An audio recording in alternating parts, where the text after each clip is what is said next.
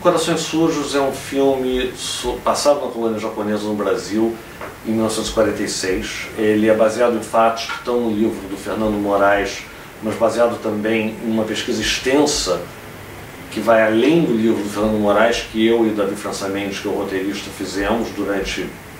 2 anos. Nessa pesquisa a gente se deu conta que a história, como ela está no livro do Fernando, é fascinante o que o Fernando conta no livro, mas ela ainda era mais complicada, mais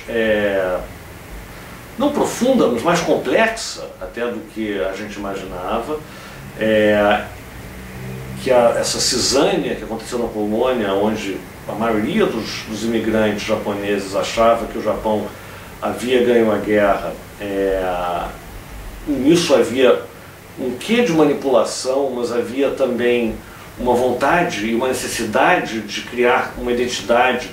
e uma reação à repressão que eles vinham sofrendo desde o meio da implementação do Estado Novo. O filme, portanto, ele é um thriller, ele é uma história de amor, mas ele é uma reflexão sobre esses elementos que levaram os japoneses no Brasil daquela época a essa guerra: intolerância, racismo, fundamentalismo e ao mesmo tempo a repressão do Estado, provocando uma guerra triste, terrível, mas que eu acho que foi um bom filme. Trabalhar com os atores que eu trabalhei foi um prazer, foi engraçado que foi menos difícil do que eu imaginava que seria a princípio, porque eles não falam inglês, eu não falo japonês, eles evidentemente não falam também português. Eu me peguei pensando várias vezes antes de iniciar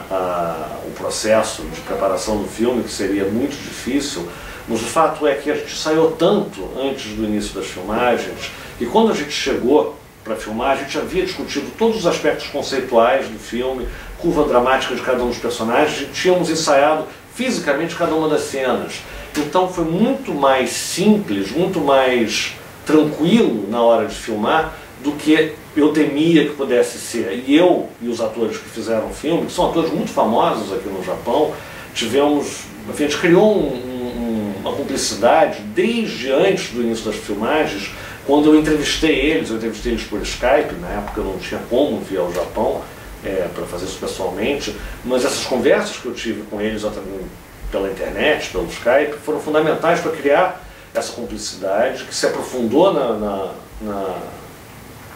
nos ensaios e culminou com uma filmagem muito mais tranquila do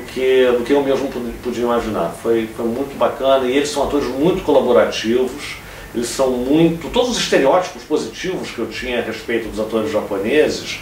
deles serem disciplinados, talentosos, precisos e afiados, que nem uma katana, se confirmaram, ainda bem.